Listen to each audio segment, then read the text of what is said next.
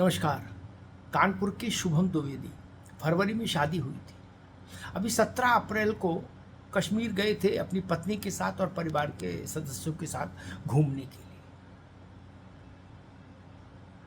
और कल आतंकवादियों की गोली से शुभम भी मारे गए पहलगाम में।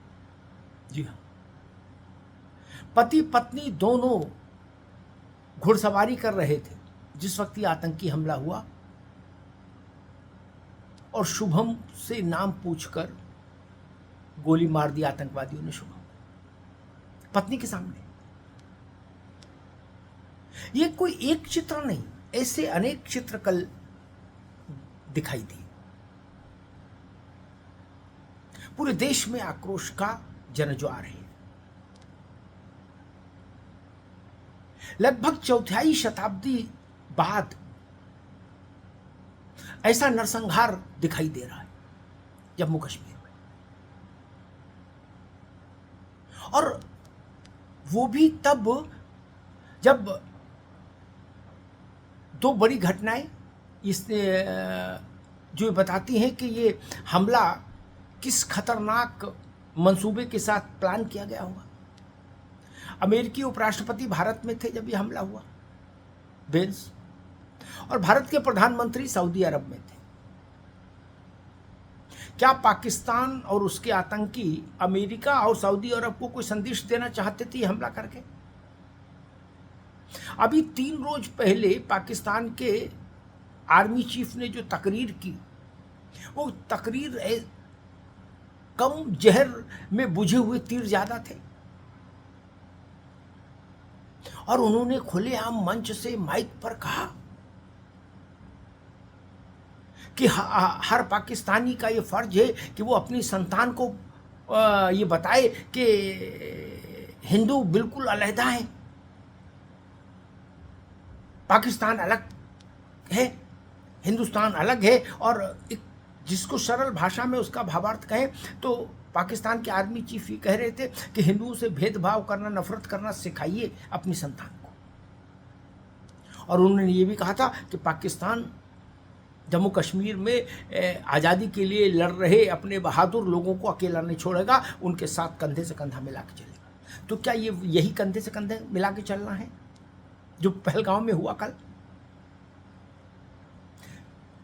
बड़े सवाल हैं, तीखे सवाल। अब पूरे देश से एक ही मांग उठ रही है कि निंदा नहीं चाहिए, कड़ी निंदा भी नहीं चाहिए, एक्शन चाहिए। देश को अब परिणाम चाहिए, कार्रवाई चाहिए। धर्म पूछकर, आईडी कार्ड चेक करके, और कुछ लोगों के तो वस्त्र उतरवाकर शिनाख्त करके गोली मारी गई। शिनाख्त करके, जात पूछकर गोली नहीं मारी गई, राज्य पूछकर भी गोली नहीं मारी गई, भाषा पूछकर भी गोली नहीं मारी गई, सिर्फ धर्म पूछकर गोली मारी गई। ऐसी घटना उस नैरेटिव को ध्वस्तीभूत कर देती है जो नैरेटिव बार बार उछाला जाता है कि धर्म का, कि आतंक का कोई धर्म नहीं होता। लेकिन यहां तो मौत का धर्म था।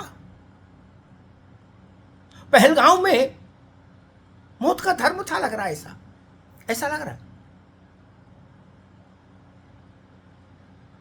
ये स्थिति लगा कि हिंदुओं का नरसंहार करने आए हैं वो, हिंदुओं का नरसंहार। ये हिंदुओं का नरसंहार ही है।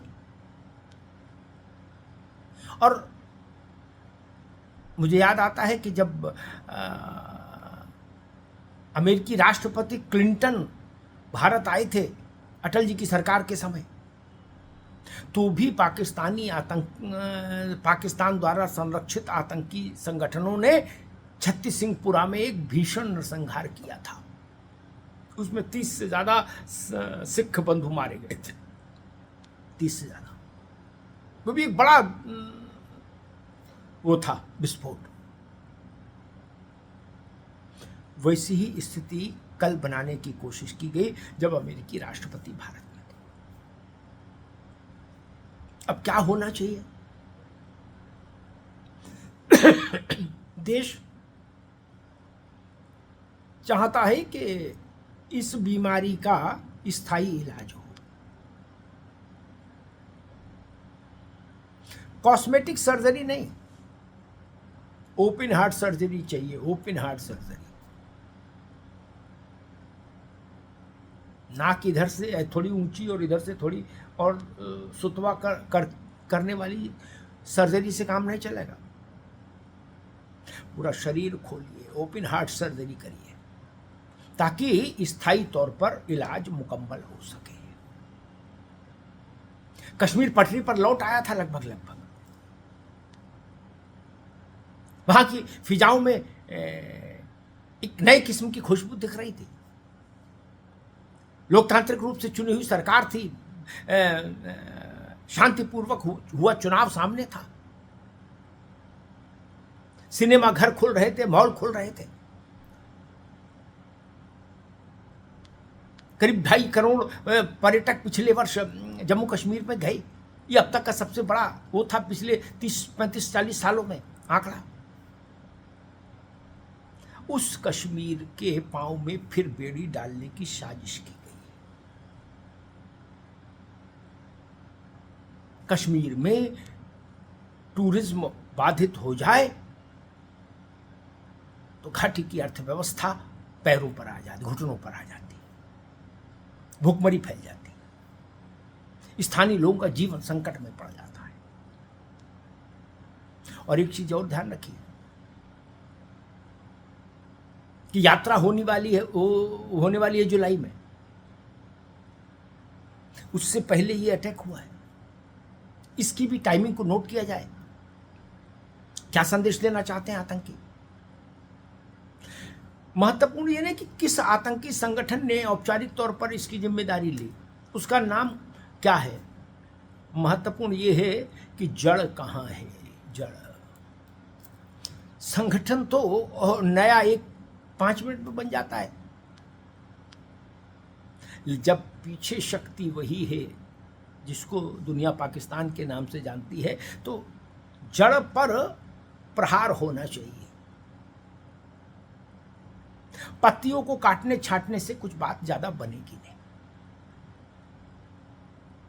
इसलिए पूरे देश में आक्रोश है। किसी से भी आप मिलिए, बात चाहे उत्तर प्रदेश हो और चाहे मध्य प्रदेश हो, राजस्थान हो, गुजरात हो, तमिलनाडु हो, आंध्रा हो, कर्नाटक हो, पूरा कश्मीर से कन्याकुमारी, असम से गुजरात तक आक्रोश है। पीड़ा भी है, आक्रोश भी है, लेकिन पीड़ा से ज्यादा आक्रोश है, क्रोध है। प्रधानमंत्री लौट आए हैं हिंदुस्तान।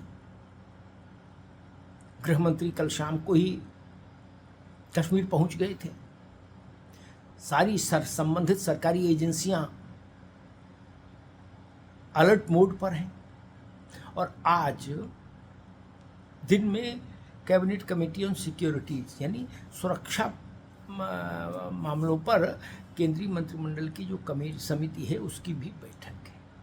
ये समिति बेहद महत्वपूर्ण होती है। कोई भी बड़ा फैसला होता है तो पहले इस समिति में वो विचार होता है।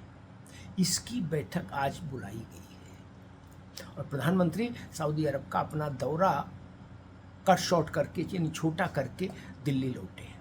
इन दो चीज़ों को भी ध्यान में रखिए, प्रधानमंत्री का दौरे को छोटा करके लौटना और कैबिनेट कमेटी ऑन सिक्योरिटीज़ की बैठक, दोनों चीज़ें महत्वपूर्ण हैं। इन दोनों पर निगाह बनाकर रखिए, क्योंकि देश के आक्रोश का स्वर सत्ता को भी सुनाई दे रहा है और विश्व को भी सुनाई दे रहा है।